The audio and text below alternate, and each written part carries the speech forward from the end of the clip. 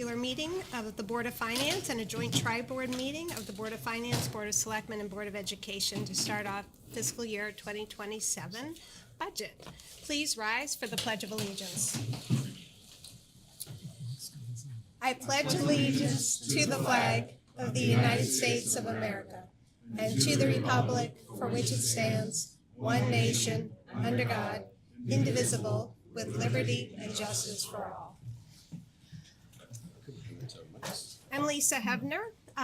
Before we begin, I want to thank everyone from the three boards and all your staff for being here today and for all the work you do throughout the year. We are fortunate, very fortunate, to live in a town with top staff and dedicated board volunteers who give freely of their time and talents. So thank you to everyone in this room. Thank you also to Simsbury Community Media for filming. And the library staff for helping to coordinate tonight's meeting. Thank you all. Well, we'll begin now by starting with introductions. I'm Lisa Hebner, the chair of the Board of Finance. Art Wallace is en route. He got held up at work, as is Regina Pinn. They are on the way. We also have with us the chair of the Lead Districts 1, Bert Elfin, and Mike Doyle is joining us on the screen tonight. Wendy, would you please introduce your board? Love to. Thank you. My deputy first selectman is probably also stuck in It's traffic. in a helicopter somewhere. Diane Geisley is selectman, Mike Keane, selectman, Kevin Beal, selectman, and Curtis is selectman. Oh, and our town staff, our town manager, Mark Nelson. Budget director, Melissa Appleby. Finance director, Amy Merriweather. And acting first selectman, Tom Fitzgerald. At least you're not giving up. Breaking news today. You like that job? Okay, our acting town manager. Okay, thank you. I know. Hi, Jeff, would you like to introduce your board and staff? Good evening. I'd love to, but I'll let them introduce themselves if that's all right. Of course. Start with our wonderful superintendent. Matt Curtis, Superintendent of Schools. Good evening, everybody. Brian Watson. Josh Falco. Steve O'Brien. Jessica Bree Summerlate. Okay. And we have Neil Sullivan, Superintendent here as well. Okay. I think I saw Tom And Tom Taberski. Taberski. Okay, all right. The chairs of the three boards met prior to this meeting with the superintendent, the town manager, and the finance director to sort of come up with a format. And so I wanted to just give you a preview of what tonight's going to look like. I'll start us off with a presentation that includes fixed costs we've received from Matt, from Mark, and from Amy. In addition to fixed costs, we'll be using grand list projections from the assessor as of yesterday and revenue projections from the finance director. Neither of those are finalized, so these are just the first numbers we're seeing. As for members who are new, members of the public, the numbers change over time. Right now, they're estimates they get firmed up in February. After the tri-board, our board will continue discussions as part of our regular board meeting, and we'll vote on preliminary guidance based on the information we have tonight. That guidance will likely change as we get new information, and we always get new information. This is just the very first meeting. If you can pull up the deck.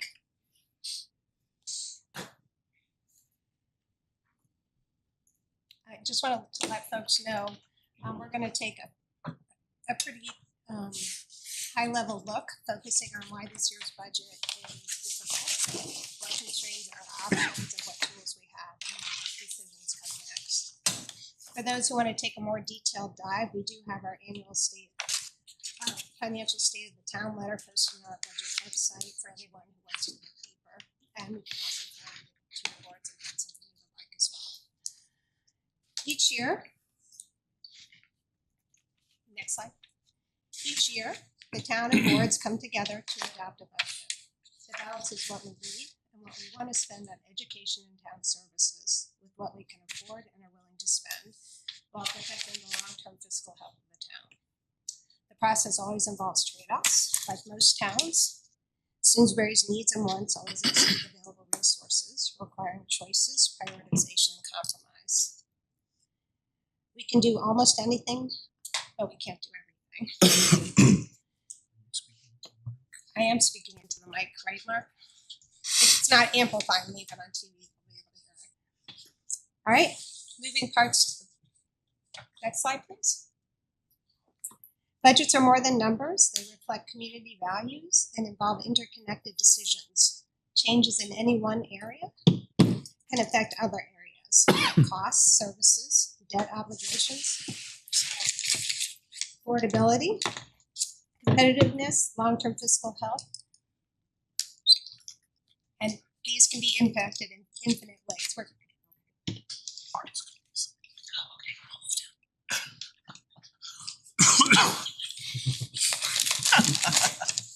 This slide highlights some of the factors we'll consider all towns, not just us, consider when we build a budget. You can see there's a lot of moving parts, and it is like a gear of a machine. You move one, what decisions you make in one area moves things in other areas. Okay? When we talk about the budget, people think it's just one budget. It is in fact many components. Education, town operations and debt service, and capital spending, which are CIP and CR are highlighted in light green, are largely funded by the property tax. Because of this, these are areas that drive the mill rate and will be our focus tonight. Another area highlighted is OPEB. That's the town's other post-employment benefits trust fund. We will, after the meeting, we will make a decision on how to implement that trust as it was meant to be implemented upon the advice of our actuary, and I'll give you a highlight of that later in the slide deck of what's coming. But the idea there is no change in benefits, but it will provide long-term savings for the town. Okay. We are legally required to adopt a balanced budget, meaning we must budget sufficient revenues to cover our expenditures. Like most towns in Connecticut and across the nation, Simsbury dedicates most of its budget to education programming, which represents about 69% of the budget. The town's operating budget is funded primarily through the local property tax. That's at 87%. State aid adds 7%. Most of that is ECS, education cost sharing, and other non-property taxes represent about 6% of revenues. Other non-property tax revenues is a complicated way of saying fees, fines, forfeitures, interest charges, and sometimes reserves. Okay. We begin each budget cycle by looking back. This slide shows tax increases over the last 7 years. While annual increases have moderated from 5 to 4 to 2.55, as inflation has eased, tax increases are cumulative. Since fiscal year 2023, taxes on a typical $400,000 home have increased by about $1,090, or roughly 12%. Even when annual increases slow, residents continue to feel the cumulative effect over time. Municipal budgets reflect both current year inflation, but also long-term commitments such as debt, pensions, and multi-year negotiated employee contracts. As inflation has slowed from a 7.7% high in fiscal year 2024, budget growth and tax increases have moderated, except for debt service, which is driven by past borrowing. That growth is partially attributed to Latimer Lane and some other projects as well. But you'll see that's a significant increase, and we'll talk about how that impacts the operating budget in a few slides and why that's important to watch. But the most important thing for the public watching is debt service. When you have debt service, you can't cut it. It's a legal obligation. That's the very first thing any municipality funds. They're legally required to fund it. Okay, moving on.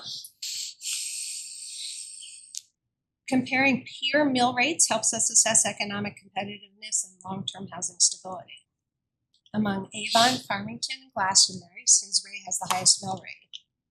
This means that Simsbury residents pay more property taxes for homes of similar value. For a $400,000 home, that difference is approximately $373 more than Glastonbury, $955 more than Avon, and $2,000 more than Farmington. Because most of Simsbury's taxes are allocated to schools, we also compare Simsbury to towns in our school district reference group, referred to as DIRB. DIRB's group districts with similar socioeconomic characteristics. The difference in mill rate is not because Simsbury provides dramatically more services, although it may offer some. Rather, it primarily reflects the tax base. Part of the reason Simsbury's tax increase is high is because Simsbury's per capita grand list is smaller than comparable towns. A smaller per capita grand list signals lower taxable property values per resident, which reduces overall fiscal capacity. As a result, to generate equivalent revenues, towns with smaller per capita grand lists must levy higher taxes than those with more robust grand lists. This slide shows how we compare to peer towns. The percentages of grand lists shows who is carrying the tax base and how diversified or concentrated that base is. We are within range of residential properties on the left, but Simsbury relies more on apartments than other towns and has a smaller commercial base. Next slide. Growth in the grand list, which is the town's tax base, helps offset rising costs and moderates tax increases. For fiscal year 2027, growth is projected at 0.46%, generating approximately $500,000 in new revenue. The town assessor is projecting business growth of 1.31% next year and then near zero in the out years. This will make budgets and planning for long-term major capital investments challenging.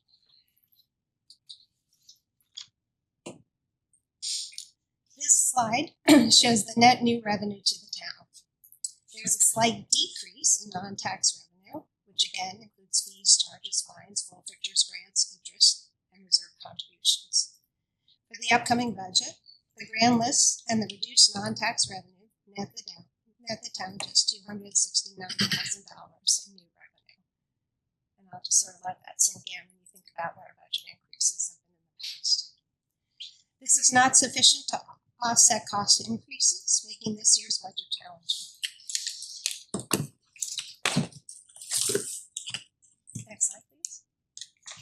This slide shows how town allocates tax dollars across departments. As in most municipalities, again, education is the largest share of spending.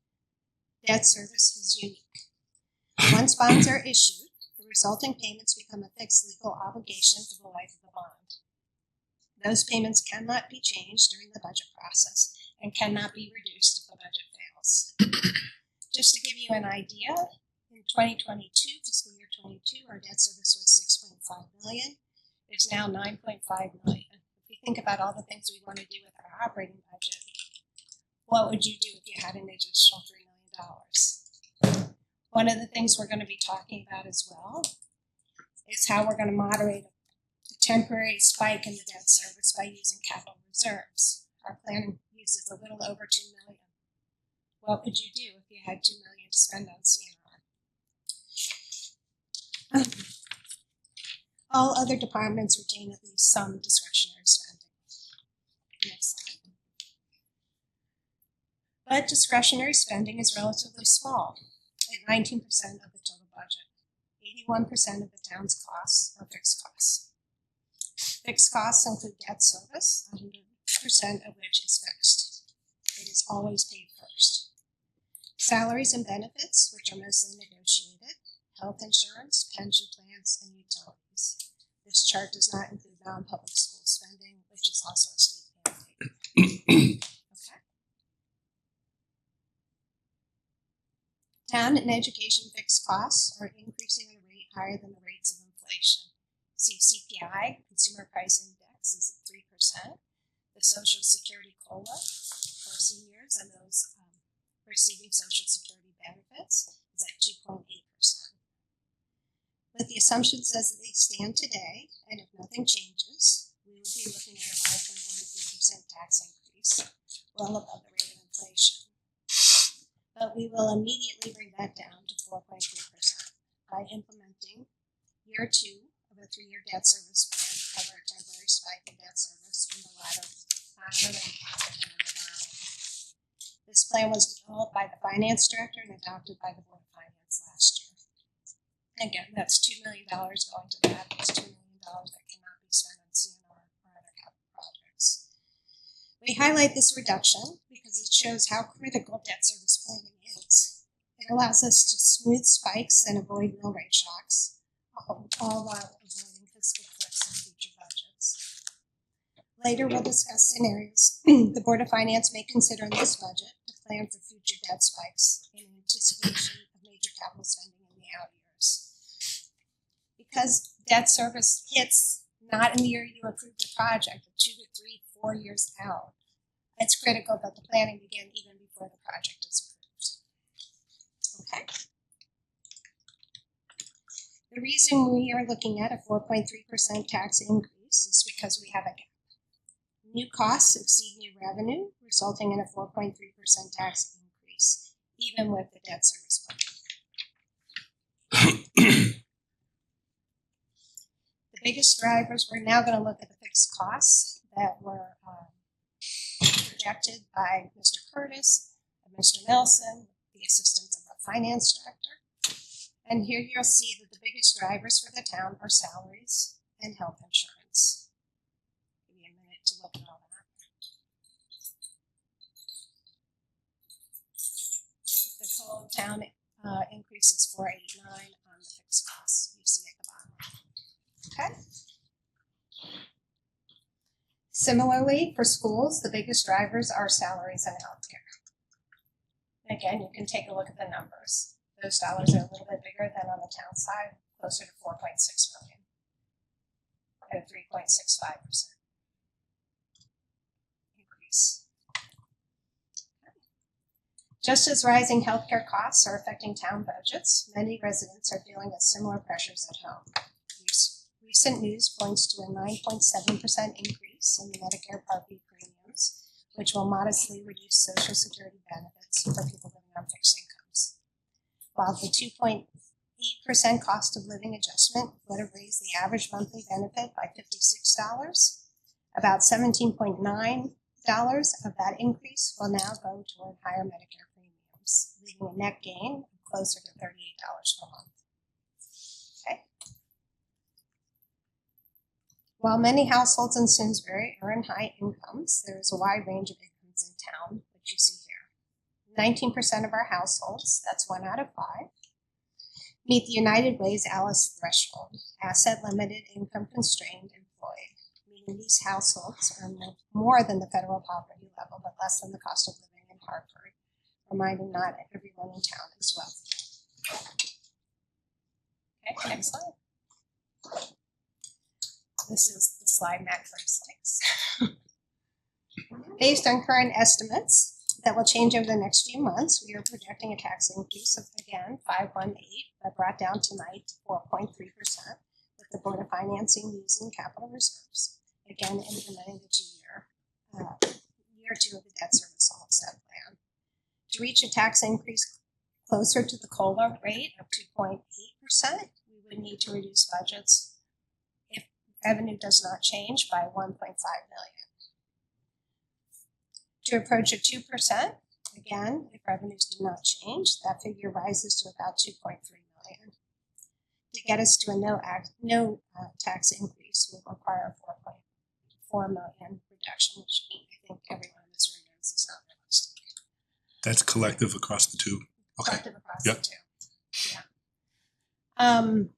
So we will get updates on the governor's revenues in February. We will have the final grand list in February. Francine our assessor does a terrific job in getting estimates, so we do have a pretty good estimate, but it could change up or down once February comes. Okay. This shows the unknowns as of tonight. Municipal aid, again, the governor's budget.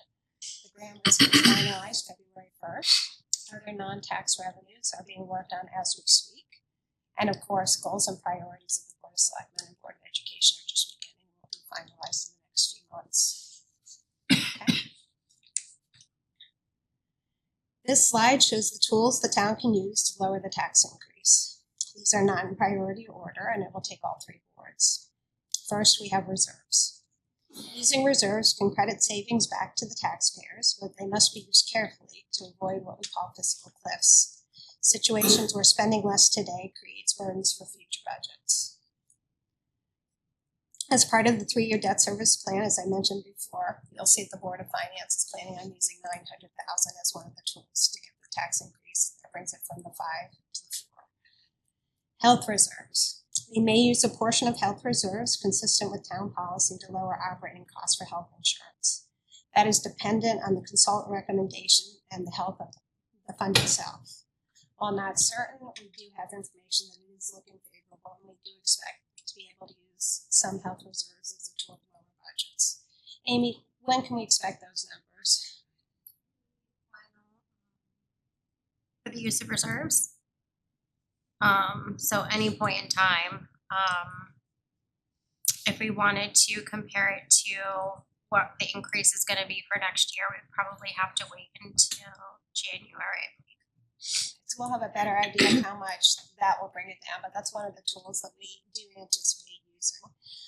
And that generally does bring some relief. We do not anticipate using general fund reserves this year. Next are budget reductions. These are often the hardest to make because they can involve service reductions or changes in how services are delivered. That said, not all reductions impact services. For example, salary savings from retirements naturally reduce costs without affecting services. We use some health reserves that will lower the costs, our health costs, without reducing the benefits our employees receive. Capital reductions are another lever. When we reduce funding now, it lowers debt service in future years. Raising fees and generating other non-tax revenue can help lower a tax increase, but that is still an expense for our residents in terms of alternate funding. And of course, there are things like grants, special revenue funds, or the Board of Ed non-lapsing fund, but these are generally applied to one-time costs rather than ongoing expenses to avoid fiscal cliffs in the future. In short, it will take a combination of these tools thoughtfully applied to manage the tax increase while maintaining services and fiscal stability. On this slide, you see the resources available to the boards for budgeting. We have about $5 million in capital reserves, but we'll be discussing after this meeting whether to use some of that $5 million to reduce borrowing in preparation of a major capital project in the near future, and we'll go through that in depth a little bit later. Restricted funds in sewer, Simsbury Farms, residential properties, and Board of Ed non-lapsing are listed here and are available for use, but again, those are generally used for one-time expenses, not to support the operating budget because those come from variable revenues. We go back to the first slide, you don't need to, but no, stay there. But no, stay where you are. The reason why we don't use those for operating budgets is because we have to legally adopt a balanced budget. Our policy, we use GFOA best practices, and we adopt a structurally balanced budget in addition to just a balanced budget, which means we use recurring revenues for recurring expenses and one-time revenues for one-time expenses. What you don't want to do is have, hooray, there's huge building permits one year because one project came in and you budget that to pay for police, schools, and then the next year it drops to zero because it was a one-time development, it's not sustained spendings. So you could use that for something like capital or one-time expense. Okay. This slide is, I know, very hard to read, but it is the slide with the standard Board of Finance policies built into Simsbury's budget. They reflect best practices, manage risk, and help maintain our AAA credit rating. S&P called out Simsbury's policies in support of the AAA rating. So these are not just administrative, they really do support the AAA credit rating, which saves taxpayer dollars on borrowing. These policies also guide how we use our tools, keeping decisions responsible and sustainable. Okay. After this meeting, the Board of Finance will be discussing 2 items for the long-term sustainability of the town. The first is implementing the OPEB trust as it was designed to be used. Again, no change in employee benefits. And 2, capital planning, debt reduction, timing, cash for capital to ensure we can responsibly invest in infrastructure in the future. Starting with OPEB. Next slide.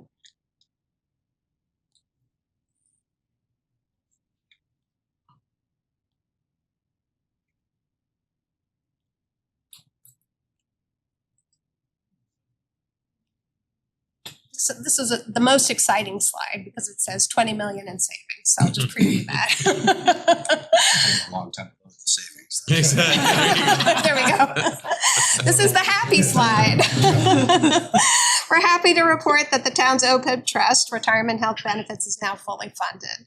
Our board will consider whether to accept our actuary's recommendation to begin using the trust as it was designed to be used to reduce long-term costs and volatility. Over 20 years, I don't know if you can make that bigger, that box with the green in it. Over 20 years, the change is expected to save more than $20 million, although it does involve a modest increase in the short term. This success reflects years of discipline by prior boards and management, the boards, all of us here tonight, and staff. We are benefiting from that sustained effort. So I do want to take a minute and congratulate everyone in this room. It's because of your efforts and your support of this funding that we are now in a position to generate 20 million in savings over the next 20 years. So congratulations, everyone. Okay. Next slide.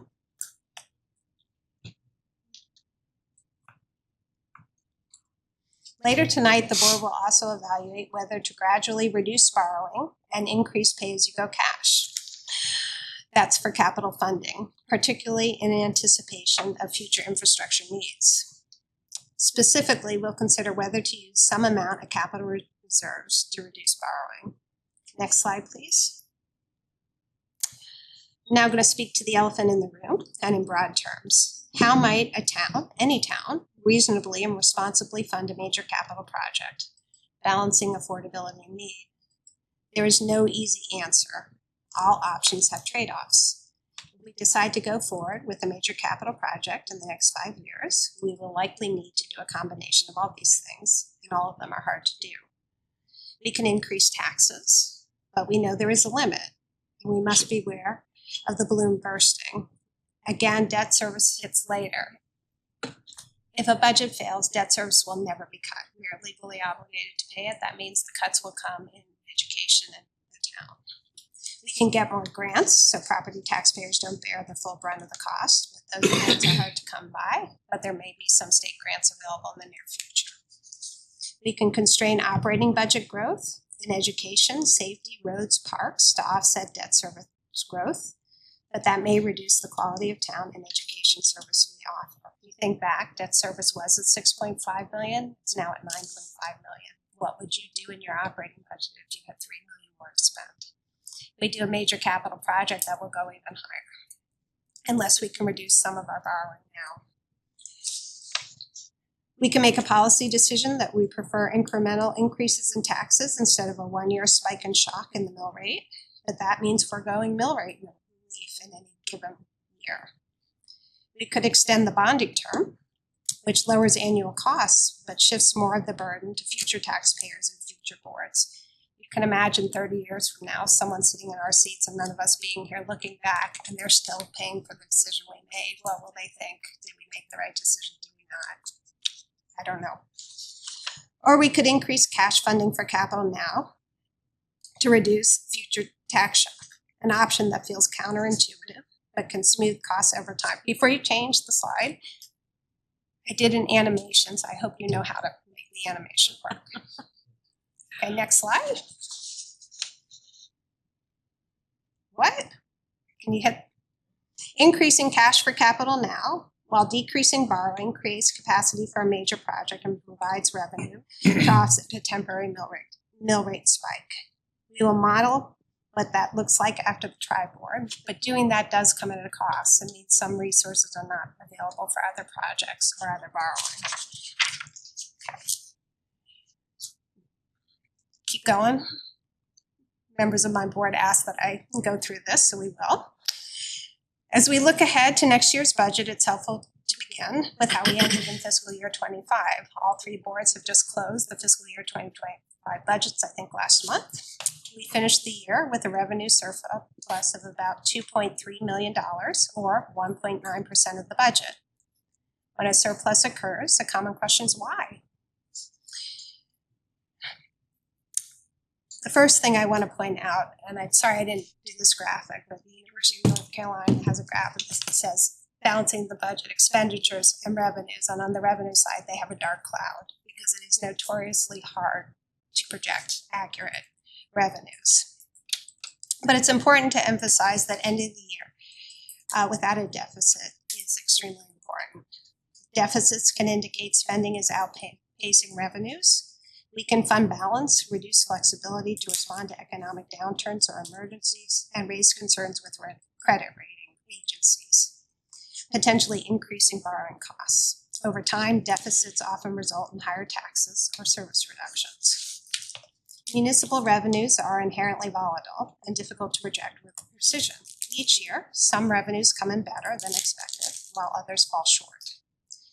This past year, most of the surplus came from revenue sources that are particularly unpredictable and that vary significantly from year to year, including higher than expected interest income, which came in about $1 million above what we were projecting, performance of the tax collection assumption, $770,000, reflecting a deliberately conservative revenue cap that supports our AAA credit rating, motor vehicle values exceeding projections by about $600,000, and unanticipated building permit activity of about $500,000. Again, could not have been budgeted for, did not know it was going to happen.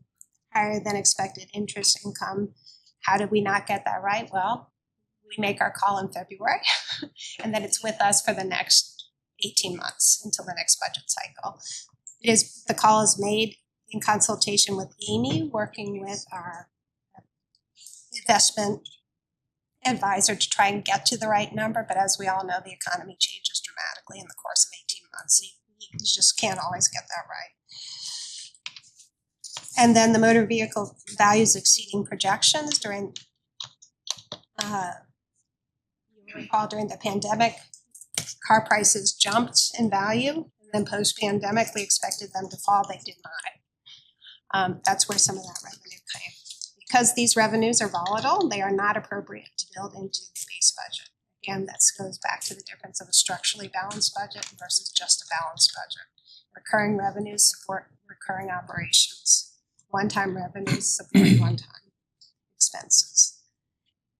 At the same time, I do want to point out that other revenue categories underperformed by $682,000. That would pretty much wipe out the tax collection assumption rate. The other revenues did not come in more positively. On the expenditure side, most of the surplus came from town operations, which returned just over $1 million, largely due to employee vacancy savings, higher than we would typically expect. In total, the town surplus was $3.4 million, or 2.82% of the budget.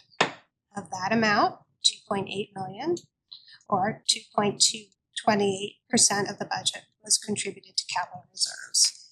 While these are very large numbers to all of us, I assume, maybe there are some of you that they're not, but they're large numbers to us. When we're talking about, did you get the budget right? If you're coming in between 1% and 3% of what you thought you were, you're doing great. And so congratulations to Amy and her team on that work there. We're very proud of those efforts. Next slide, please. So capital reserves contributions are mostly where we put the surplus to, because we are now in a position where our general fund reserves are where they need to be, our pension funds are where they need to be, our health funds are where they need to be. Surplus is not needed to shore up other funds, so we can put them towards capital reserves. That was not always the case. Not what I remember. We had to put a lot of money into health at one point, so it didn't go into capital reserves. We had to put money into pensions after the Great Recession in 2008. But now they're in good shape, so those can go into capital reserves. And here you can see the range anywhere from almost 0.5% to the high range. 1 year, fiscal year 2024, was over 3%. The Board of Finance generally considers, although, well, we'll go to the next slide for that one. Every year we get asked, well, how much is too much surplus? And there is no single right level because a lot of our revenue projections, like you just saw, are highly volatile. A large surplus may indicate that revenue estimates were too conservative, resulting in residents paying more in taxes than necessary. A small surplus may indicate the budgets were being drawn too tight, increasing the risk of a year-end deficit, which again would jeopardize our credit rating and cost taxpayers dollars in borrowing.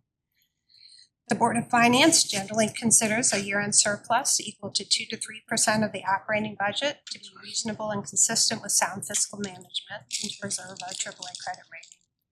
This range supports a structurally balanced budget while avoiding unnecessary taxation. But importantly, and this is critical, any surplus remains within the town's closed financial system. It is not lost or redistributed. Surpluses are commonly applied to future capital budgets that have been prioritized and placed in your CIP, which is why your CIP is so important. To offset capital project costs, reduce borrowing, and stabilize tax rates. I also want to make the point, and thank staff for not bringing us things. They are never used for fund halves. It's not, oh, this is extra. It is used to fund the next year's budget. It becomes a revenue source. If that surplus was not there, what would happen? We'd raise taxes. So it is just a way within the closed system. It's more about the timing of taxes. You could say budget more accurately. And I would say to you, it cannot be done. You saw on the interest rates, we didn't know about the building fees coming. You just can't do it.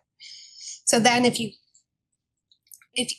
what's the problem if you get too tight, if you're too aggressive on your revenues? You run the risk of a deficit, and then you run the risk of a rating degradation, and then you run the risk of increased borrowing costs. So this way is a way to sort of keep the system moving, balancing overtax versus maintaining fiscal sustainability. And I think that's all I've got. So I wanted to open it up first to Mark and Matt, to sort of give a high level where they are, and then we'll open it up for discussion, get people's thoughts of what they're thinking before we move on. Why don't we start with Matt? Okay. In terms of our overall process, we are at the beginning. I mean, we're taking a look at our fixed costs and roll forwards. We've had an opportunity to meet internally with our program leaders, our principals, as they've moved forward their budget. Just a couple kind of high level pieces of the puzzle. Our enrollment projections for the next 5 years are very stable. Within kind of, sorry about that. Thank you. Our enrollment projections are very stable from a projection standpoint for the next 5 years. Very little movement up or down. It's a bit of a two-edged sword. There should be very few enrollment-related personnel requests, but you also don't have a natural opportunity for attrition and take things at retirement at times when you've seen more of a significant decline. In terms of the topic that has taken most of our attention over the last 3 years, which has been the escalating increased cost of special education from both an internal staff and what we call an outplacement cost situation. Our projections have really stabilized in that area in terms of enrollment, projections for our new program that will be opening in January, and tuition offerings. That looks like it'll really help us to alleviate some of the projected pressure that we've seen. It is always unpredictable, but from a starting standpoint, it's a very different look than we've had in the last 3 to 4 years. You mentioned reserve levels, so we'll be taking a hard look at some of those internal mechanisms we have, not lapsing, the internal service fund for insurance, certainly. I mean, our insurance alone, the early projection was $1 million increase. If we can look at reasonable use of reserve there, that can really help to move the needle in our overall cost before looking at any type of personnel reductions at all or anything like that. So it's kind of a high level. I can answer any questions people have. Why don't we go to Mark, and then we'll open up to questions for both guys. Mark? Thank you, Chair, and good evening, everybody, and to the public watching at home. So As Chair Hebner indicated, we see now how challenging this budget cycle is going to be. I just want to reemphasize that. For me, and looking at it from the town manager point of view, the first number that jumps out at us is always one that the chair starts with, which is that grandless growth. And when you see that relatively low, very low level of grandless growth, I think it emphasizes what the chair has indicated. And so we all know what the challenges are. Just a couple of things, more from an optimistic point of view. On the town side, we're very proud to say that we have this year finished our collective bargaining negotiations with all of our unions, and that for the first time in a number of years, we are completely caught up and in fact won't have any expiring until the end of 28. And I think this is important. We've been in negotiations with one or more of our unions since I started.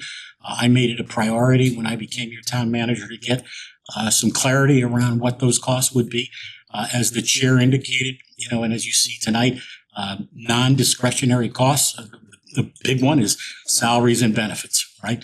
And when you're working in a collective bargaining environment with multiple unions, that's a good place to start. So I can share with us that we do have clarity now, and those contracts are inked. I want to thank our Board of Selectmen for approving them. I think every single one was well negotiated and fairly so with our unions, and they were all, to the best of my recollection, unanimously supported by our Board of Selectmen. So that's good, and we can tick the box there. And I think over the next year or two, we're going to be glad that we did that. The second thing I'd draw your attention to, again, the chair did an excellent job in the presentation to drill down on what has been contributing to the surpluses that the town has experienced. And this is a growing point of discussion, and I think it's an appropriate one to have.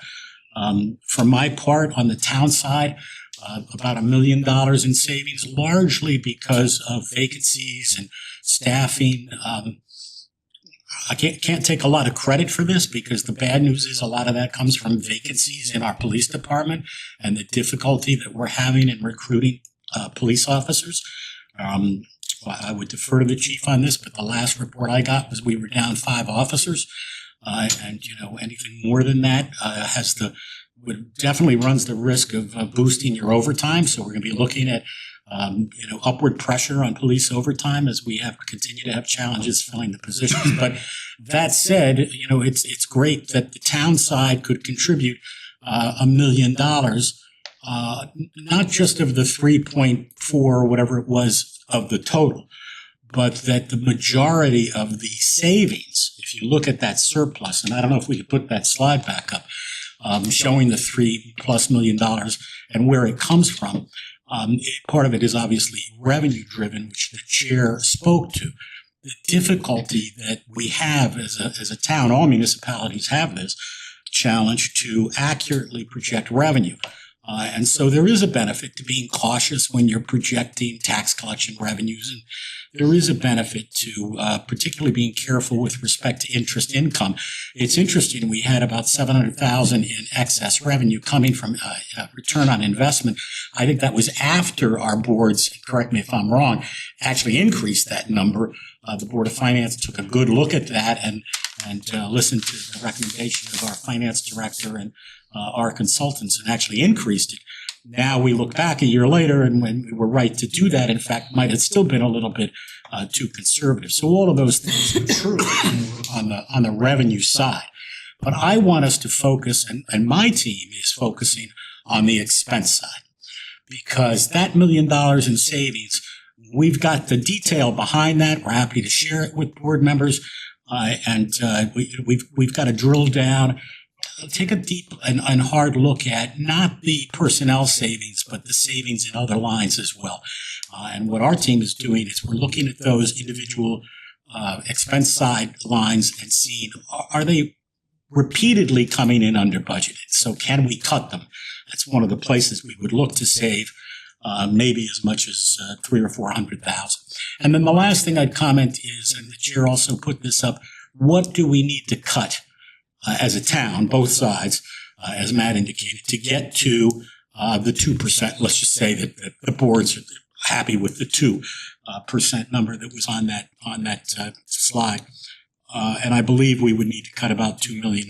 Is that right, Matt? That's about where we were, I think, Chair. So that's kind of what we are looking to do, not knowing yet what the guidance is going to be from the boards that are here tonight. And I think we've got a lot of work to do. But I thank you for the opportunity, Chair, and I'm happy to answer any questions. I'll just follow up quickly on what Mark said. The gap is $2 million. That can be met either by cutting or if revenues come in better. It's not just one or the other. So at this point in time, it's very difficult to know what that's going to be because we don't have the numbers. It's building a budget without solid numbers. So I wanted to open it up. Jeff, do you want to start? And then Wendy, and then we'll open it up to general questions if you have any comments or thoughts. No, just appreciate it. The meeting, Matt summed it up very well for us. I think we're in a good spot, certainly in a better spot than we've been in past years. Just a note of caution, right? We've got the special ed under control, or much better than we have in past years. But you know, it just takes one student coming in to really knock out some of those savings. So we're cautious, and it kind of leads into why, in our case, to your point, why we need to build in a cushion sometimes is for some of those students. But just appreciate the opportunity. I always think we're better when our three boards work together. That's what the constituents want and deserve, and by all means should demand. So appreciate us all sitting around the table together. So I was just gonna talk about kind of making sure that we have a realistic target. We talked about that a little when the six of us met. You know, what is the CPI, the inflation rate in reality versus what are the costs that we're facing as a town, you know, and how do they match up so that makes the real target for what we should shoot for in the budget. Because I know last year we did meet the goal that we were given, and we made a lot of even small cuts as a team to make that happen, and we're willing to do that again. The mic. I'm not repeating it. But we're willing to do that again as needed. I did have one question though, just a general question on the grand list projections, if I can ask those. Sure. Because I'm looking at 26, 27, because I didn't remember it being that low when we were budgeting last year, and I'm missing $30 million in the grand list projection. And I just was curious, last budget, what I have is the projection was 1.33 for 26, 27. And this year it's 0.46, and there's a $30 million gap. And the other numbers seem to line up relatively accurately. So I'm just wondering where that is. Did something not come to fruition? So that's really in your wheelhouse. Yeah, I don't know. I just noticed it today when I was comparing last year's projections to the current projections. So we did get an update yesterday from Francine, so this is the most accurate, and she does consult with the planner. So generally when there's a shift, it's because the project that they thought was going to come in got delayed. And you'll see next year it's at 1.31, so slightly better than we were projecting, I think, last year. Yeah, so it's showing up in the real estate line. In what we got today was 299, lots of zeros. And then last year it was trillion 020. The percentage change was 1.33, and then 27, 28 was 1.07. But I'm seeing the 26, 27 basically very, very low compared to last year. So Let Mark speak to that. Yeah. That's economic development. We'd have to get back to you on that too, Wendy. I based on the numbers, and I appreciate you pointing that out, and then it is on the real estate side. It's very indicative of a project not completed, and we do have a couple that are out there, so I'll get back to you on that. Okay, all right, thank you. That's like I said, we do the projections, but they do change. Like it's like that cog on the wheel. Any one little thing can change everything else in ways that you can't expect. And I tried to get my son Mike, who's a math major, to calculate the infinite number of ways, and he could not do that. So it is astronomical the ways. Can I have one more addition? Sure. I also said this in the meeting, and I know the grand list growths aren't final yet, but for us to have something to work with that's tangible going into this budget season, regarding the revenue projections and the guidance from the board on what amount we need to come in at for the budget would be super helpful. We do anticipate. You know, and I know you, Yeah. you know, without evolving that as we go. No, you will, we do anticipate a hard guidance. Okay, thank you. Open it up to questions from any of the boards. Diana. So I know that when you were looking at the revenues and you had the building permit and it's really hard to capture what your projected income could be for that. But I'm wondering if Amy, or if you are aware that we passed a policy where we increased the building permit fees, and I want to make sure, again, it's hard to capture and know where you're gonna come in with the number of permits, but in an effort to not outprice ourselves in the community and not be a burden to the community, but increase some revenues on the town side, we did increase the building permit fees, and I wanna make sure that those are in consideration from the Board of Finance and our finance department. Again, understanding that the projection of what that is going to be, but knowing that we have made those steps, and I want to make sure that that is that you are all aware and take that into consideration. So one thing we do is building fees are kind of a strange thing. Some of them we get consistently year over year. We consider that non-volatile, and we do tend to budget. I think at one point it was 600,000, maybe we were at 850 last year. So we sort of do a 5-year average, and what is our consistent building fees? And that part we will budget. So if those fees are going up, Amy can calculate that in. But then anything above that we consider volatile. We generally get 850 a year. Some years we get a spike. Some years they go a little bit lower. So it's municipal budgeting does involve what do you budget as non-volatile, and we've been comfortable at 850, and that will be a conversation with Amy, who has direction from our board to go with a conservative number, a reasonable number.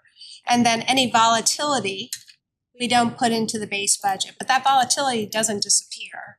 That now, if it comes in, hooray, huge building spike, I hear from the Board of Education, we need CNR, that funds your CNR.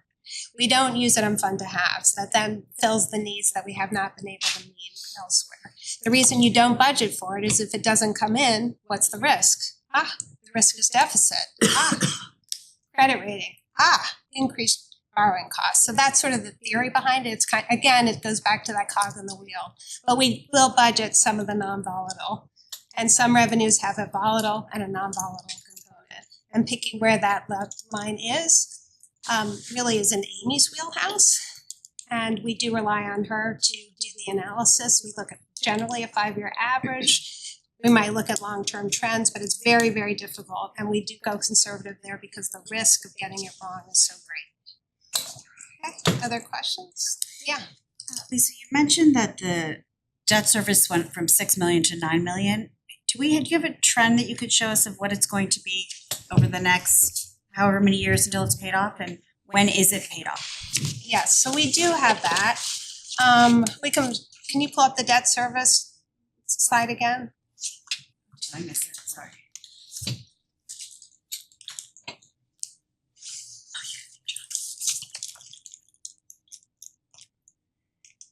I realize it's a little ridiculous. We do have the 60-page fiscal state of the town. It is on page 14 of that. You can pull that up. But basically what you'll see is we started in 2022 at $6.5 million. We slowly raised it to 7.5 to 8. We're now at peak at 9.5 million. That peak will generally dissipate to 9 million, and it will settle in around 8 million. What we're trying to do is use capital reserves to fill that gap with 9.5 to 8, and then it will naturally dissipate to 8. What our board would like to do, or at least will evaluate doing, is getting that number lower to 7. And then you got 7 million in debt, take that, trying to get to 8 million, you do that cash for capital. We can get that to 6, do 2 million in cash for capital when we do a major capital investment and we have a ton of bonding. Cash goes away, we go up here, no impact to the mill rate, or lesser impact to the mill rate. So that's one of the levers we're gonna be evaluating tonight. How can we do that? Can we get that there? But it's like everything. We can do everything, but it's the cog in the wheel. If we do something here, we're not gonna be able to do something else, where it is a zero-sum game. I wish it wasn't. We are not Greenwich. There is a limit to how much we can spend. Debt service goes up, either taxes go up or another department comes down. When are we done Usually- with the current debt? Pardon? When are we done paying off Latimer and that current bond? Latimer was a 20-year bond. Most of our capital projects on the municipal side are for 10 years. Henry James, I think, was a 15-year bond. Amy does have those. Do you have those dates on the tip of your tongue? I know she has them.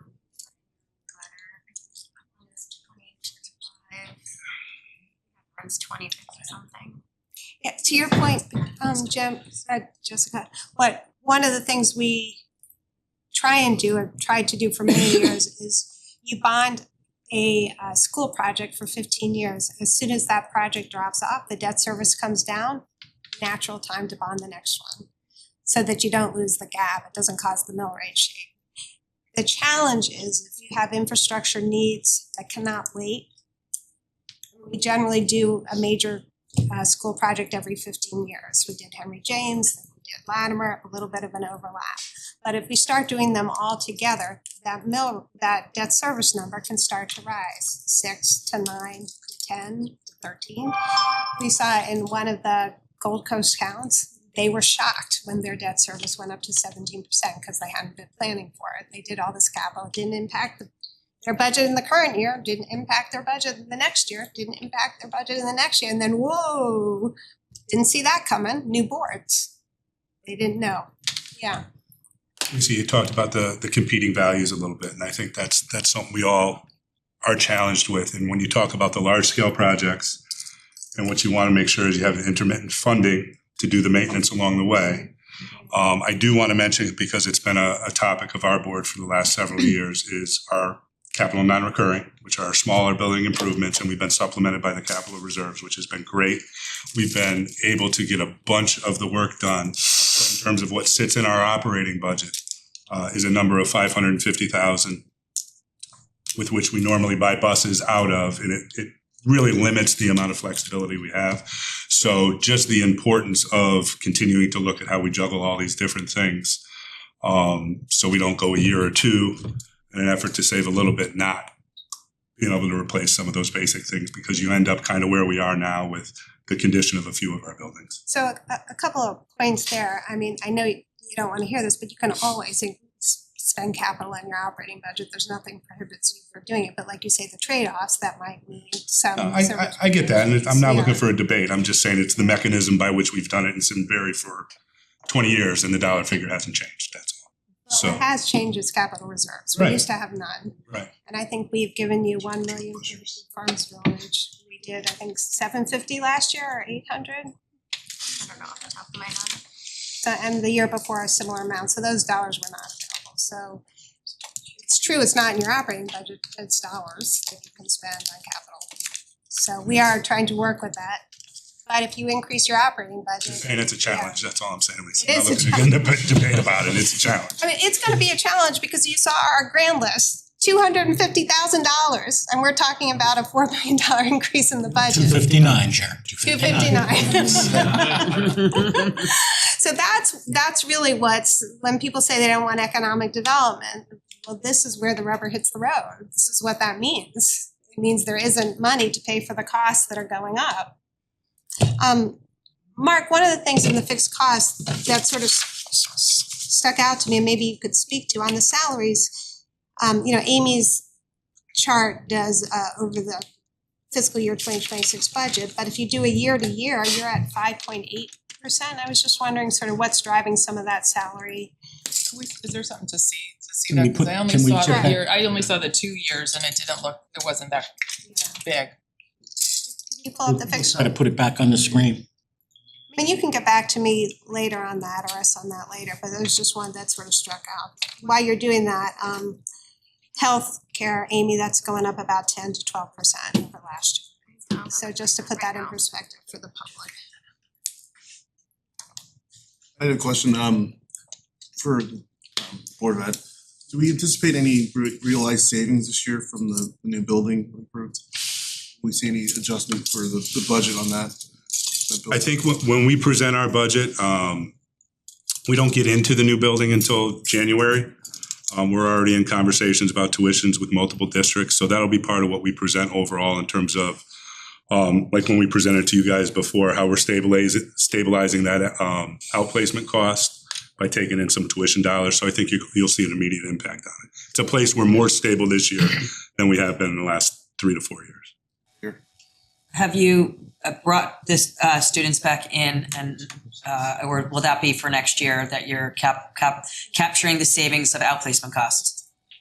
It'll be for projection for next year, either through tuition or bringing kids back. But we weren't expecting an actual return on investment for 5 years on that project. When you total in the cost of the Right. building as well, correct? Yep. So that's to be expected.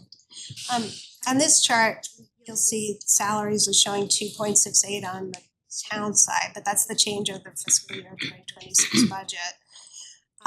If you did, Amy, like the difference between 26 and 27, between the 13 and 14, that would be closer to 5.8%. I took the 793 over the 13, Yeah, so 595. you did 793 over 13, then if that's the percentage. So I can be clear, Chair, because I'm confused.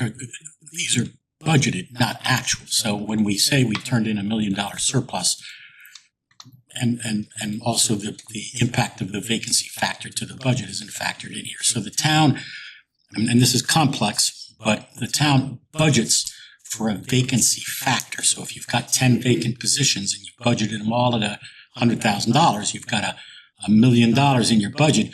What part of that is not going to actually be spent because you can account for the vacancy, even though you're not going to fill those positions? That's a complex formula that changes with input from the Board of Finance. These numbers, and correct me if I'm wrong, do not reflect the impact of your vacancy factor, nor do they reflect the fact that we had $1 million mostly contributed back by unfilled positions. But Wendy, I will still get back to you on the total, because that question is still a very important question, and I just want to. Yeah, no, it's a good question, but the vacancy factor is something that my team's taking a look at this year. Just wanted to put that. Just when you get a chance, we'd be interested in sort of why that salary number looks so large, even excluding the vacancy. And you don't have to do that tonight. I think just to put a finer point on it, the fact that a portion of the $1 million on the town side that's turned in from unfilled positions is indicative, possibly indicative or reflective of the fact that we're under budgeting the vacancy factor. And we'll circle back to that when we prepare our budget. Thank you for that, Mark. I mean, but that's one of the initiatives the Board of Finance did before you were there. There was no budgeting of the vacancy rate. And we've started adding that in. We're trying to get the right number, but without data, it's hard to get there. So thank you for that context. All right, are there members of the board? One of the things that I know that year over year, we have increases. We have healthcare increases, we have commitments and salary contracts, employment contracts that we've agreed to, and other costs for capital. And I know that we would maybe have an appetite to do this, but I don't know what the capability is for us to get as close to a 0% increase as possible. And I know that that's a large pill to swallow. There's a large portion of education that obviously has that contribution to our overall rate, and the town has a lot. It would impact services. It would impact programs that we deliver.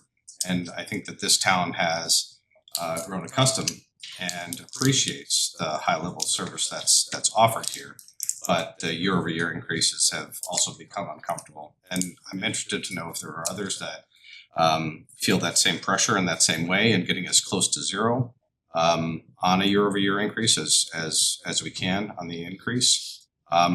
And then as an add-on to that, and I know that it's unfair to throw this bomb out there and then not have an answer for it or a solution.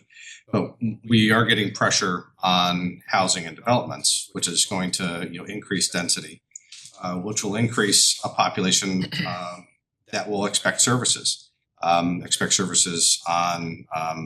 ambulance and emergency response, that will expect services and put pressure on law enforcement, and I anticipate because of the high quality education that we provide too, it'll disproportionately increase the number of students that will have to serve as well.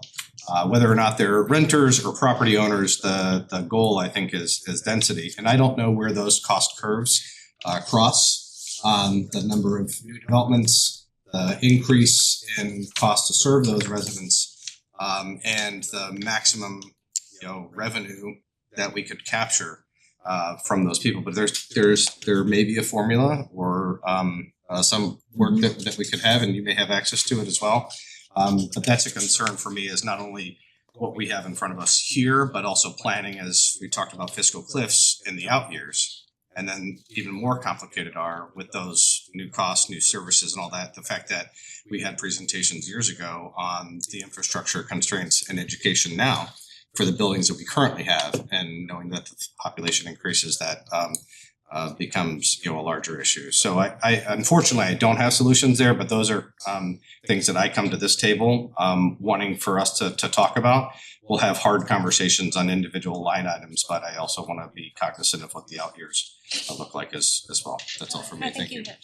you hit on the nail, and that's certainly what we're hearing in the public when you go around about the apartments.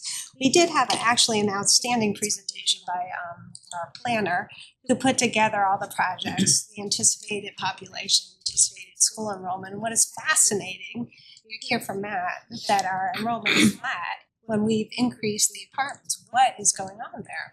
And the answer, it turned out, is people are having fewer kids, so we're not seeing that impact. I'm doing my part. But there, and you asked if there's a formula, and actually Rutgers has sort of the gold star of that, and they can actually project with remarkably accurate projections how many children will come, and it depends on the amount of bedrooms generally. So if it's a 1 bedroom, not many children. 2 bedroom, less. Once you get to 3 bedroom, you're going to start to see increases there. But on page 25 of this crazily long document, you can see that report if you have an interest in looking at that. It's fascinating. He also did that presentation, I think, to Economic Development Commission. So there's a lot of good information out there. And I know that NASDAQ uses those development projections, and they have a formula as well. And so we're starting to see that it's actually apartments don't bring in a lot of children unless there are a lot of bedrooms.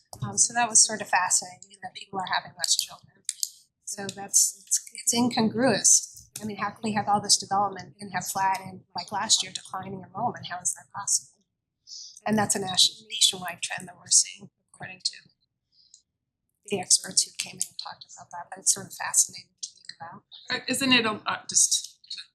it a lot of either people downsizing and there's no homes to buy, and there's people that are young in their 20s and 30s who can't find a home to buy and have no kids, and they're renting. I mean, yeah, I think some of that age group, and that's what's available is an apartment. Yeah, I think that's right.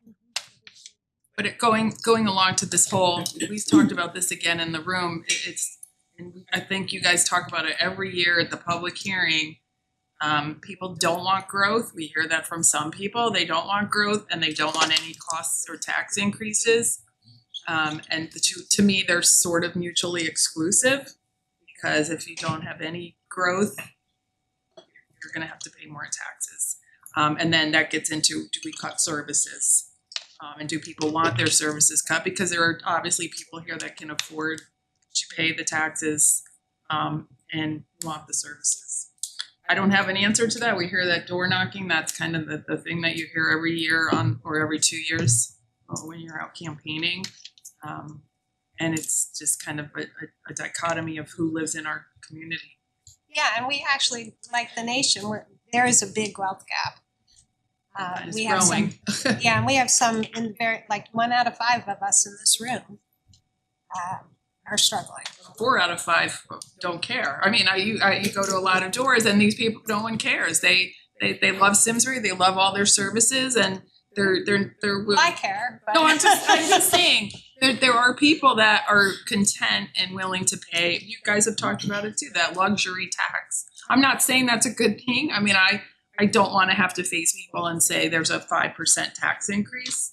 As low as we can get is ideal. You know, I don't know if 0 is realistic, without really getting rid of really services that we have in town. That's why I asked the question. Yeah, so just To Kevin's point, and Wendy's point, and if you look at lowering the amount, percentage that we're taxing and to try to get to a flat tax rate, will we then just be looking at an exponentially larger tax increase next year or the following year or the following year, and are we just kicking the can down the road? So I understand we want to make cuts and we will make cuts, trying to get down to a more as palatable a number as we possibly can. But if we overcut, are we then running the risk of just paying the piper down the road So, I don't know. or losing people? I mean, after 2008, the year before I was elected, they cut the budget for Selectmen by 3%, decrease, not just flat. Because at the time, for those who were around, that was a fairly dramatic hit to people. Close was the Great Recession. We were grateful that it did not turn into the Great Depression, but we were on the brink. So there was a reaction there. And then it did take many years to sort of climb out of that, absolutely. And there were many years, I was talking with Wendy, she goes, this means we're not going to be able to do a lot of the capital I want. When I started this, there was nothing. Matt remembers that time. It was just holding our breath, trying to keep the lights on. Sorry, just a point of information that I was reminded, and Board of Selectmen Mike Payne had to leave the meeting because he's attending a meeting in a room adjacent to us about a development project that I won't name, but asked me to convey to you, Chair, that he may be back. But that reminded me that project is, I believe, I don't have my notes in front of me, but 40 units. Back of the envelope increase to the real estate taxes, roughly 300,000 annually. That would double the number that we're faced with tonight, that 259 or whatever it was on the chair's initial slide. That's a 40-unit project that is controversial and is, being determined. The fate of that project's being determined by other boards. And I had this conversation with our first selectman, one of my favorite conversations when I became town manager. We like the tri-board meetings because it puts us all together. But there aren't similar meetings with planning and zoning that I'm aware of, right? And I think one thing we try to I always try to impress is this whole relationship between grand list growth and what these three boards, all three of you are working on tonight, is really tied to what approvals are. And to Wendy's question, what happened to the 3 million or whatever it was, we've got a note to check on that. Somehow or other that disappeared from the estimates. It's a very good question. It suggests that the project wasn't approved or that it's in litigation or something like that. So thank you, Chair. Yeah, I just wanted to comment on our side to Kevin's point, really, and it's no different than the town side, right? We had the chart up there that showed our fixed costs of 4% or whatever it was right in there. Now, right, there's levers we'll be able to work with that, right? But that's just to turn the lights on budget, right? So 0 and listen, we take this, as we all do in this room, extremely serious. I would argue that certainly none of the budgets that I've been a part of since I've been on the board have had any kind of fun to haves. I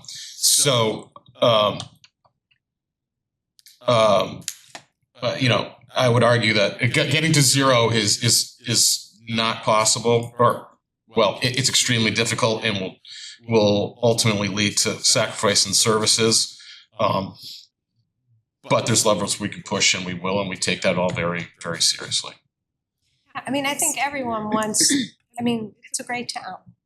And I referred to luxury tax, I didn't call it that, I call it the lovely tax. Oh, lovely. Because Simsbury residents are willing to pay a little bit more because it is a beautiful town, great schools, great downtown, Simsbury Performing Arts Center, Oak Trails, all that. But the question is, when do we stop being willing to do that? And you saw the disparity in what the taxes are between Avon, Glastonbury, Farmington.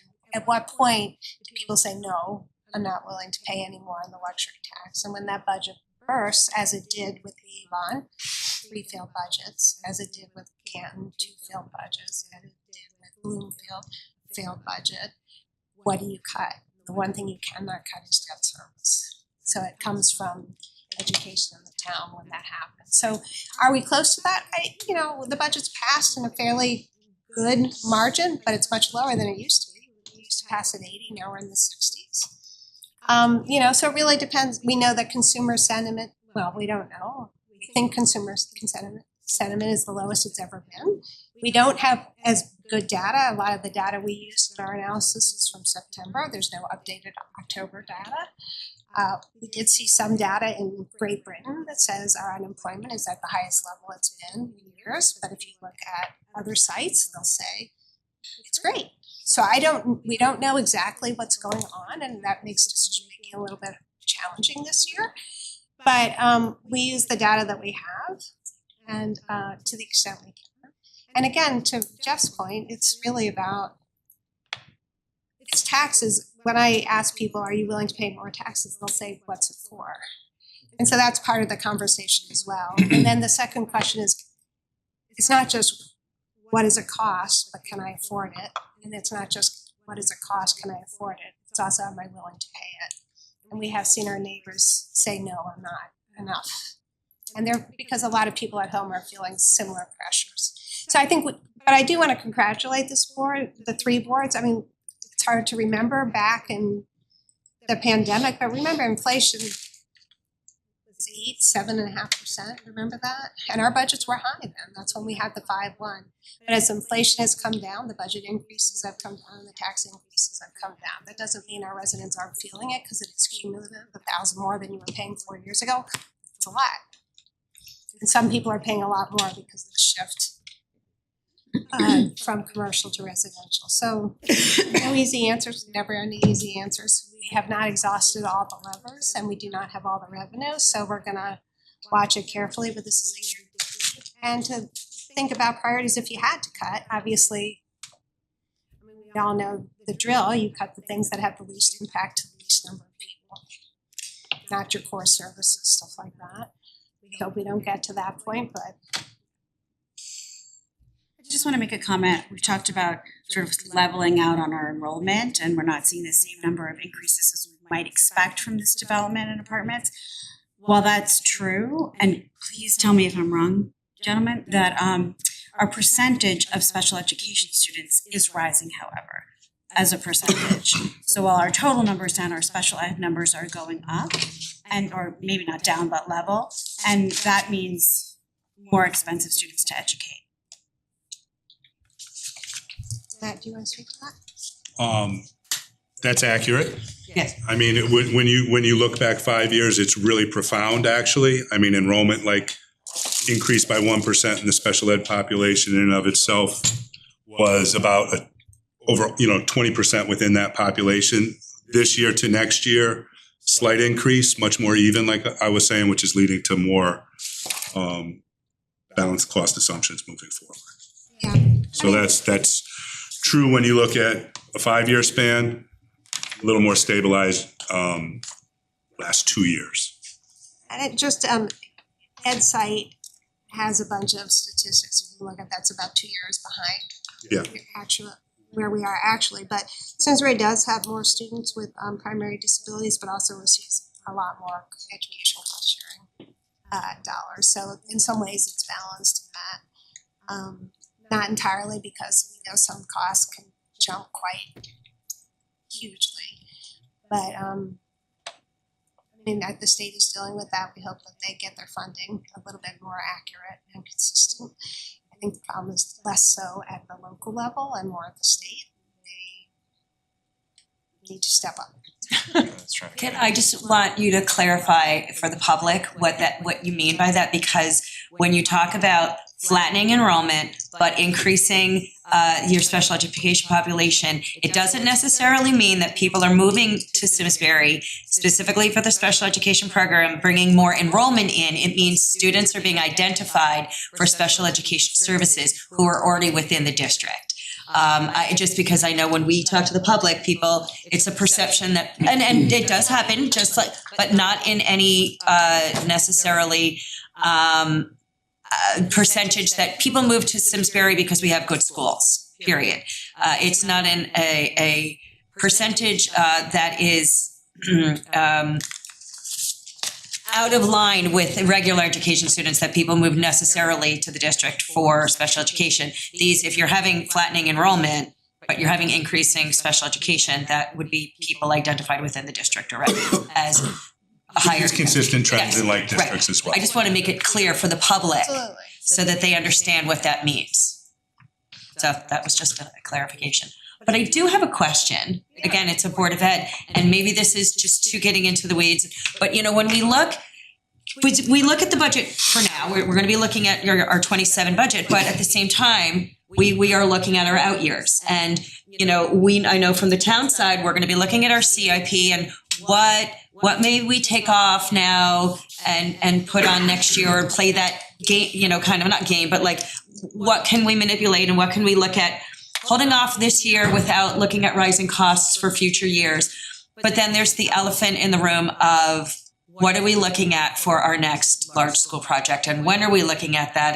And we don't know the costs, but if we could start getting some harder, what are we really looking at? Squadron line, you know, when are we looking at, what are we looking at? Because that is going to help us, I think all of us, to determine how we move forward in this year, next year, and the following year, depending on when it is in the out years, because you have to work on our debt services. It's going to be bonded.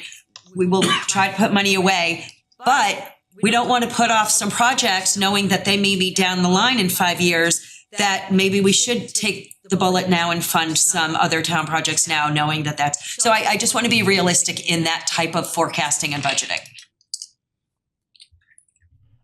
I mean, I won't get too specific with the response. That's a lot. I know. I think it's completely fair. I think we got together over the summer trying to talk about what that would look like.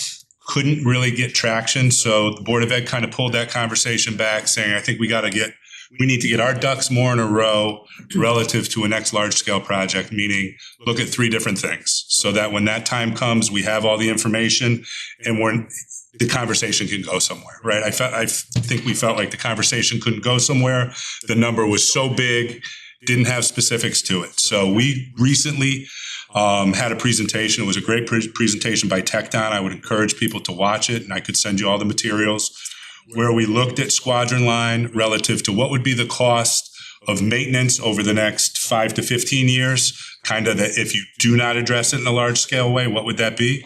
The building has really been untouched since its inception outside of some security improvements. So there's a lot to do there. What would a new construction look like? And what would a renovate as new look like? So we had a presentation looking at those specifics. We need to come back to that as a board. I would say that those numbers are out there. There are numbers that are available for modeling. So there's enough information there for people to do modeling. We're not in a position today to say, hey, we're ready to put this on year 1, 2, or 3. We know what that looks like. Our initial plan wasn't to have it on the current 5-year plan, but to come out with that next year when we get through operating budget and we have those specifics. We can have community forums. We can really talk about what those cost pressures would look like. But we felt like it's, to be fair to everybody else, we have to have all of those different options fully vetted so we don't come out with, hey, our vision is a brand new school and that school is going to cost $130 million. Well, have you looked at the maintenance cost? No, let us go do that now.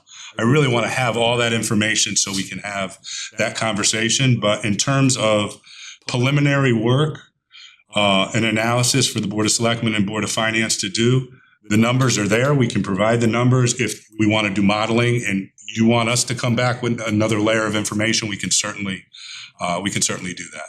We just, I guess as we look at some of the projects that are on there, if there's, building improvement projects, we don't want to say, oh, well, they're going to do this in the next 5 years. So why invest $3 million or $2 million or $1 million in this right now? So those are the type of things we just want to be realistic in. And we want to be respectful of the town side and if there are large scale projects on that side, coming off of the Latimer Lane project, which was. We're not going to see it. No, I understand that. Approval next year.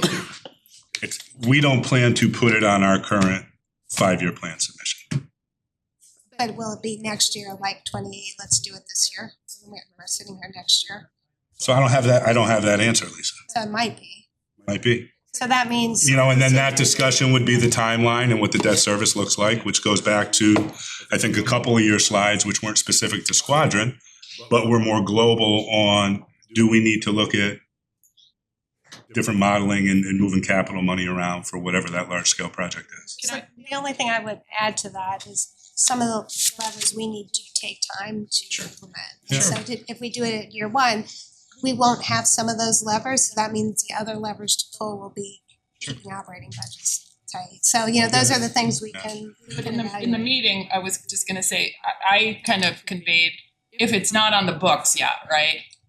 And that there's a compromise here. I don't think we should have to go all in for the BCP, big capital project, this year, if it may or may not happen in the next 5 years, which was part of the discussion. Do we just say it's happening and all your debt service is going to that and you can only have this much money for your capital projects?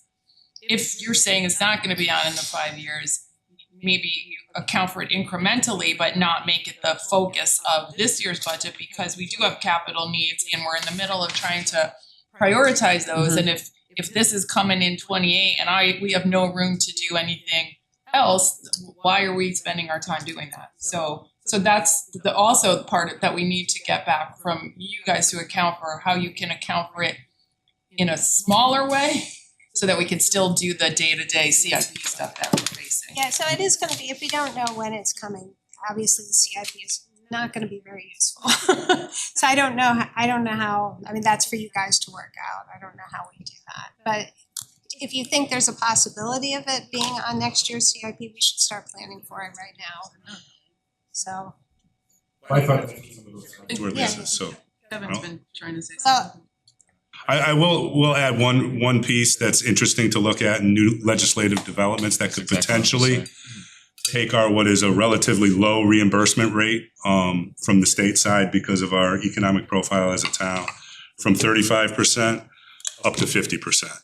So you know, there's preschool dollars in there, there's special education programming dollars in there that spread their wings across the whole thing. So we're taking a closer look at those things because we don't know how time bound they are. I mean, it makes a huge difference. Pull up that slide with major capital with the in looking seesaw at those thing. things.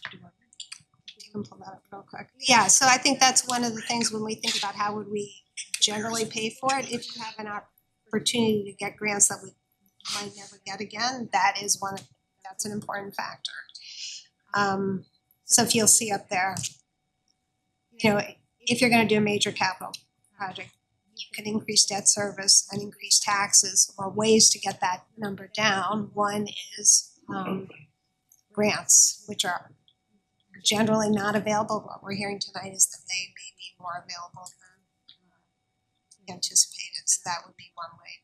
That would be a factor we would consider. So what I'm hearing is that we need to model tonight. If there's a major capital project, ask for approval in 2028. What would our debt service planning look like in 29 and in 30, so that we can start to sort of understand what we can do. But if we're thinking about that, that means we really gotta come in tight on the operating budgets this year. We really gotta do some other things. So that will sort of change some of our thinking. So it's hard, in uncertainty, it's hard to know what to do, but if we don't take steps now, there will be less tools to deal with the debt service later. So to the extent we can plan, it's helpful to mitigate mill rate spikes. So if you could just keep us updated on any progress there and the certainty you get to, that would be really helpful for us in terms of planning. My question was gonna be, and I think Matt, you answered it, was what would you know next year that you would put it on, and what would that change? The funding mechanism is I think your answer there. So thank you. Any other questions? Our board, I don't want to give our board, we're gonna have an in-depth conversation. If there's anything you want to say during the tri-board, I want to give you an opportunity.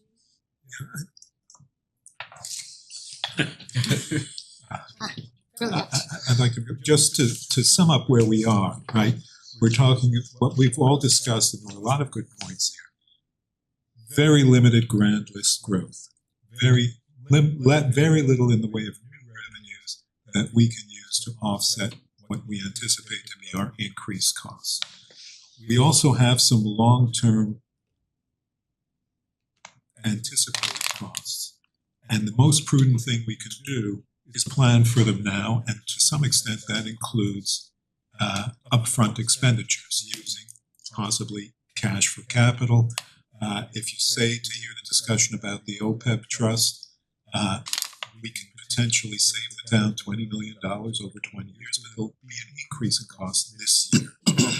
We're doing things like that with the property for or the acquiring a property for the special ed programs. All of that's very good, but all of that means additional pressure on the operating budget. Jeff made an excellent point about the services that are essential, about the fixed costs for education, and how hard it is to bring it down. And I'm going to apologize now to those of you who've heard me make this point over and over again over the last few years, but some of you. I mean, to that point, I would say it's natural for us to talk about this in terms of what services we're delivering and what people are willing to pay for it. But we are not a business that sells services to people who happen to want them. We are a government of a community. And when we think only in terms of delivering services for a cost, we leave out the point that we are pricing people out of those services, that we are having an impact on people to whom we have a responsibility regardless of their willingness or ability to make payments. And if I were running a board of education, and I am not, I'm sure I could not resist the idea. I can't think of a reason, a way that I wouldn't want to say, this is something that will improve the educational outcomes of our students. I want to have it. I want to buy it. But it might also mean we are unwittingly selecting who those students are. And I believe as a government, we have a responsibility to those people who need it, who are here, who may not be around for it next year because of the decisions we make about how many programs we have, what services we're offering. And so I'm looking at the Board of Education, but it goes for the town as well. When we talk about our operating budgets, we have to think in that context as well. It's not just I knock doors and I've knocked doors too, and people want savings, but they really want this service. They want the. We have to think about ourselves as servants of an existing community and factor that into our budget considerations. And that's the only point I want to make. Lisa, if I could. Question for the group. I agree with everything that was stated there. I guess the question I have is right now, like looking around the table here, like what's ultimately the plan, right? Like, and I say that from this perspective. What? I'm sorry. The plan, right? Like, so we're worried about, you said Lisa wings it too much, right? And then we're saying we have to think of everybody, right? Door knocking, all the different things. Mark made a good point about a project going on adjacent and what's the tone for that, right? So, I mean, I think you look at all the slides and they all tell a similar story. I think life says it, right? Salaries are, call it 2%, insurance is 1%, call it 3 to 4%. That's just keeping the lights on, right? So how many budgets in a row do you pass just trying to keep the lights on? And then it still feels like, oh, well, that's unacceptable because that's 3 to 4% and we're trying to get to 2% just to keep the lights on. And then cut services without hitting bone, right? So you're trying to say, it's like, is that ultimately the plan, right? The plan is to cut services minimally where it's not too bad, but then just as you're worried about people may say enough's enough, people may start leaving town too because the town's heading in a direction they're not comfortable with. There's no growth, there's no plan, there's no vision, right? The reason why people move here, I think schools have a lot to do with it, services have a lot to do with it, downtown has a lot to do with it.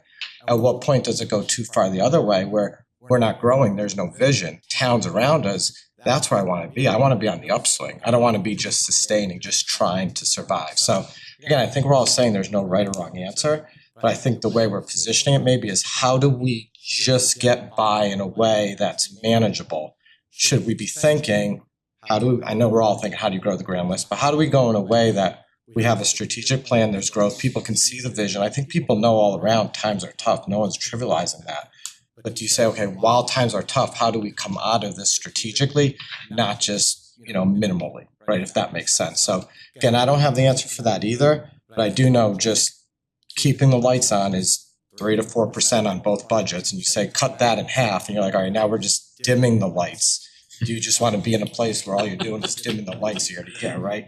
We So, have to I mean, move to keep them on. Right, I mean, and that's the reality we're in, right? Like last year's budget, I don't think had anything really neat growth special. This year's budget won't either. I don't think any of us expected to. So you start thinking down the road, what can we do to kind of start going forward? I think Farms Village was a great example of this town coming together, all the boards saying, let's think ahead. Special ed's growing. How can we get in front of the curve? How can we be proactive? So I would just ask us to think about that while being financially responsible. How do we also be strategic and show vision? That's why we're all put here. So I would just ask to consider that as well. So many years ago with Mary Glassman, we did something called a shred, and we did establish a vision, and then for the next 10 years, we implemented that vision, so everybody knew where we were going. It may be time to do something similar to that again. That's really important. I'm now in a different seat, so that's not this board's job, but I think there's been conversations. They've done a lot of work. I know Terrifil has one. Yeah, so there are many things going on, but do you want to talk about what is the plan, Mark, for economic development? I mean, how do you communicate it? Where do we see us going? What kind of community do we want to be? Do we want to be small? When we did the shred, everybody wanted small villages development. We wanted apartments within the town center, not sprawl. So I don't know, sort of. Getting some of that though right now. I mean, we're getting a lot of development in the North End, which I think is a good location, right? And we're getting people, if you ask people, they don't like it either. Getting the hotel, we're getting the ISCC's expanding. No, but just sort of where, like in 10 years, what will Simsbury Well, look that's like? what I'm kind of going there, right? So the North End is kind of, to me, a growth area for the town. And it's a good target, and there's more housing going in up there at Dorset Crossing, and I'm not sure if there's any other availability. We all still want a walkable downtown with retail, restaurants, living. We have some apartments also going in on Iron Horse.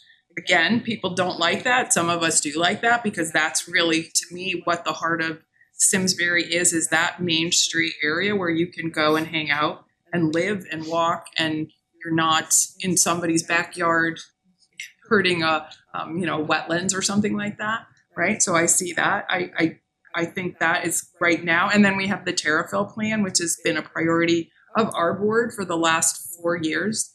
When Heather came on the board with me, that was kind of a push we made, and the whole board agreed, and we moved forward on the park in Terrifil, the charrette that they're doing. So to say there's no vision, there is a good partial vision that's happening right now. And then the POCD was just completed last year, and I'm hoping that when we get together to do our goal setting, we take that POCD along with all the other plans that are out there and somehow use a tool that's out there that does this magically and put them all together to see really what where all the things meet together and where we should go for next steps. To create that roadmap. That's what I'm kind of, so I feel like there is a lot of plans, and there are some pieces that are being implemented as far as businesses coming in and housing coming in and getting revenue generated. As Mark said, most of that doesn't come to us. We don't have that as under our purview, other than maybe commercial businesses. But any of the housing and zoning rules, we don't get a say. Right now, Conservation Commission is making a decision on 40 units that will bring property taxes to the town. And right now it's in the hands of an appointed board. I appreciate the question. I know we're pushing time, but I would just say this question is as important as what the mill rate's gonna be next year. And to Joshua's point, and I think I alluded to it earlier, put the right people in the room and have this in-depth conversation. I made some comments at one of the early Charter Revision Commission meetings, pointing out to the Charter Revision Commission the bifurcation or the separation of decision-making authority in the town of Simsbury based on our current form of government. It was a very high level, 17 minutes. If anybody wants to replay those comments, I was asked what would be my biggest fear if I came back to Simsbury in 20 years? And I was appreciative of the question, and I'll share with my answer, and that was that the town gets exactly what it doesn't want, which is the wrong kind of development in the wrong kind of places. And while I think many of our colleagues on other boards and commissions are working to make sure that doesn't happen, we are, from my perspective, our own worst enemy on that, because the communication between them, particularly, say, the Board of Finance and zoning, I'm not picking on anybody. I'm just, again, using my time here to impress upon you that the tri board, this is great, but other boards need to be involved in this whole yin and yang between grand list growth and our desire for the Simsbury of old and the open space. And those are the things that Wendy was alluding to. So we struggle to point to those good things, the ice skating rink, the north side development, everything Wendy said is true. But the problem is bigger than that. The problem is that what we've heard tonight, and I'll just share it with you as we get close to closing, as we work to tighten the operating budget, we will not be turning in those surpluses. Those surpluses, to the chair's point, are what are funding cash for capital and saving us debt service costs. So it is, as the chair's slide says, a closed cycle. But it's more than if you pull this lever, this one it's bad. It's actually very concerning because we're all challenged to constrain our budgets in a way that inevitably will reduce the surplus, which will reduce the cash for capital, which will leave us with no cash to fund and force us to increase that 7.5%. This is a problem that can only be solved by putting everybody in the room. And my last comment, Chair, appreciate the time, is don't do it during budget season. I've worked in bigger cities that have learned that lesson. Don't put your development and all of this, because there's a lot of many personalities, many historic perspectives. Don't do it during your effort to create a budget, because you will not succeed. It should be done off the budget cycle. And thank you for the time, Chair. Just one heads up. One of the things Matt and Mark and I have been talking about in our board has been talking about is when we were thinking about doing a senior center many years ago in 2015, we did a survey that we did statistically balanced survey, not using a statistician, to really target our community and ask them, well, what are you willing to pay? What aren't you willing to pay? Where is your capacity and for what reasons might you do that? And so we were thinking about, you will probably see this in this year's budget, it would be a collaboration among the three boards with representation. But the statisticians write the questions, not us, because they have to write them in a way that makes them statistically balanced, and we have real hard data to look at. So that's one of the things you can anticipate seeing in the budget. To your point, and to everyone's point about can you afford it? It's also about, do you want to do it? And how do you judge that in a way that's statistically valid or that gets us in the target? So we'll probably be doing something again like that. If folks are good, we'll conclude the tri-board meeting, then we'll move on to the board meeting. We'll do Miley. I will say it is very wonky. Amy's has a tremendous model that we use. It's kind of glazed over, but you're welcome to stay if you want to see her do that. Or you can watch Built it that later. up really well.